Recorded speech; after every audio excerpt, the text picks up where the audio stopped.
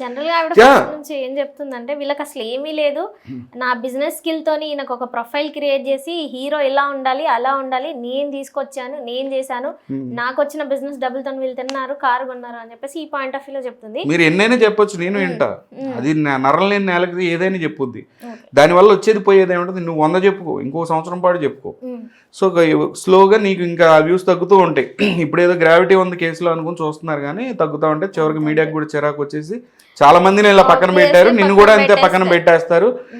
నీ ఏమండి beautiful life అండి మనది, ఎవరిదైనా. ఓకే, ఈ దరిద్రాలు నేను చాలా కేసులు చూశాను, మీకు కూడా తెలుసు నేను ఏమేం చేశాను. ఎప్పుడు బ్యాక్గ్రౌండ్లో ఉండే చూస్తూ ఉంటా. ఇలా వచ్చి గబ్బు చేసుకుంటారు. తర్వాత కొన్ని రోజుల తర్వాత అండి చెప్తున్నా కదా, సొసైటీలో చాలా బ్యాడ్ నేమ్ ఉంటుందండి వాళ్ళకి. అది జీవితాంతం ఉండిపోద్ది. అది ఎక్కడికి వెళ్ళినా కూడా వీళ్ళు ఏంటంటే ఈ మధ్య క్రిమినల్స్ కూడా ఎంజాయ్ చేస్తున్నారు ఈ సెలబ్రిటీ స్టేటస్ని.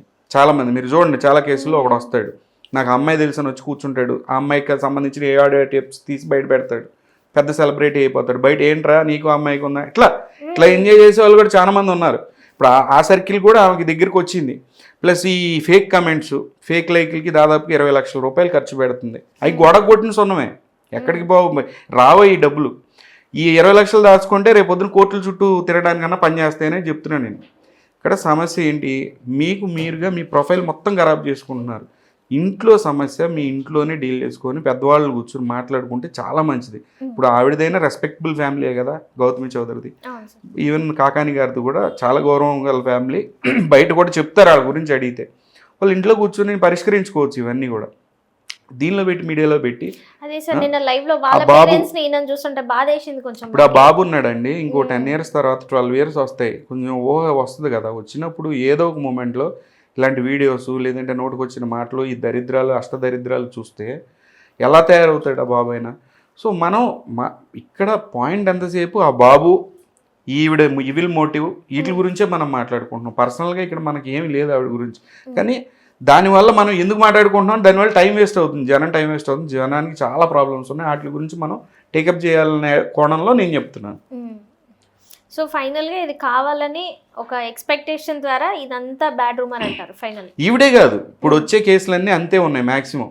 నేను ఏమంటున్నానంటే ఇలాంటి కేసుల వల్ల ఏమవుతుందంటే జెన్యూన్గా ఉండే కేసులు ఏవైతే ఉంటాయో వాళ్ళు భయపడుతున్నారు వచ్చి కంప్లైంట్ చేయడానికి. ఒకవేళ మనం పొరపాటున నాకు ఈ అన్యాయం జరిగిందని మీడియాలోకి వెళ్ళాము అనుకోండి, ఎవడో చేయి తాటాకులు కడతాడో మనకనే భయంతో చాలామంది రావట్లేదు. ఈవెన్ పోలీస్ స్టేషన్లో కూడా మీరు చూడండి, ఇప్పుడు జర్నలిస్ట్ అనే పేరు వచ్చింది, ఎవరో సీనియర్ జర్నలిస్ట్ ఉన్నారంటే నాకు తెలుసు, చాలా రెస్పెక్టబుల్ పర్సన్ ఆయన. నేను ఆయనకి చాలా గౌరవం ఇస్తాను, ఆయనకి ఏం సంబంధం ఉండదు.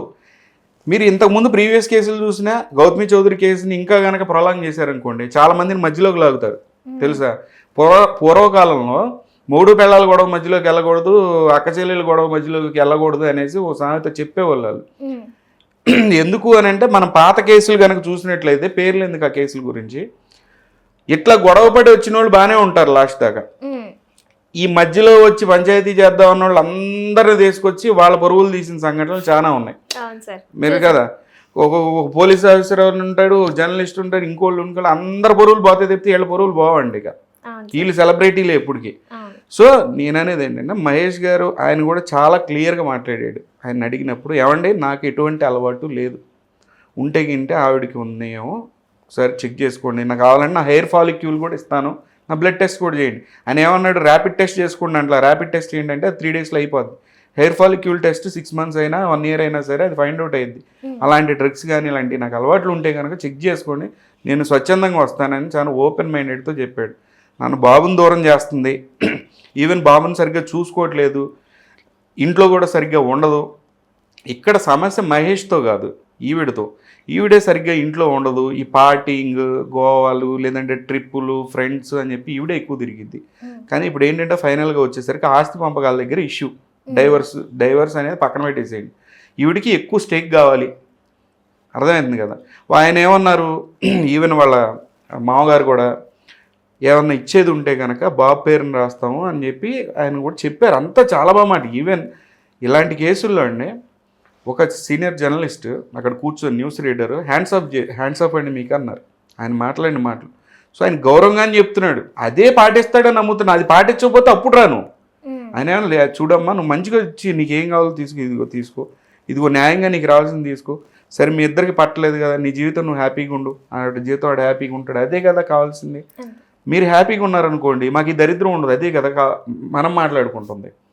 సో ఇలాంటి దరిద్రాలని మనం ఎంటర్టైన్ చేయటం వలన రోజు ఇవే ఉంటే కనుక మనం అవేర్నెస్ తగ్గిపోతుంది. చాలా ఇష్యూస్ ఉన్నాయి. ఇప్పుడు రేపు నుంచి ఇంకో ఫ్యామిలీలో కూడా ఇదే గొడవద్దు, వాళ్ళు కూడా ఇట్లానే ఇంట్లో సీసీ కెమెరాలను హస్బెండ్ ఏం చేస్తున్నాడని వీడియోలు తీసుకుంటూ కూర్చుంటారు. ఈమె చేసే పని వల్ల ఇంకా చాలా కుటుంబాలు నాశనం అయిపోతాయి. ఓకే, మ్యారేజ్ ఇష్యూస్ అనేవి మన ఇండియాలో చాలామందికి ఉన్నాయి, ఇండియాలోనే ప్రపంచం మొత్తం ఉన్నాయి. ఓకేనా, అది ఏం కొత్త విషయం కాదు. అది కాకుండా డిఫరెంట్గా నీకేం ప్రాబ్లం వచ్చిందో చెప్పు అంటే దానికి ఆన్సర్ చేయట్లే. ఆయన గురించి చెప్పింది, బాబురావు గారి బిజినెస్ల గురించి, నీ ఫోన్లో మినిస్టర్ల నెంబర్లు ఉన్నాయి, నీకెందుకు పర్సనల్ అయిపోతుంది, పర్సనల్ అయిపోతుంది కదా అక్కడ. మినిస్టర్ నెంబర్ మీ దాంట్లో ఏదో పెద్ద మనిషి ఉంటుంది కదా, ఏముంది తప్పేంటి మినిస్టర్ మీ నెంబరే ఉంది. ఎగ్జాంపుల్ సైబర్ క్రైమ్ వాళ్ళకి యాంకర్లకు సంబంధం ఏంటంటే, సో అట్లా తప్పు కదా. కాంటాక్ట్స్ ఉన్నాయి బాగా పర్సనల్గా, అది చాలా పర్సనల్. సో ఇప్పుడు మనం మాట్లాడుకునే దాన్ని బట్టి మోటివ్ ఏంటి మీరు చెప్పండి, మీకేమనిపిస్తుంది, ఆవిడకి ఏం బాధ ఉంది?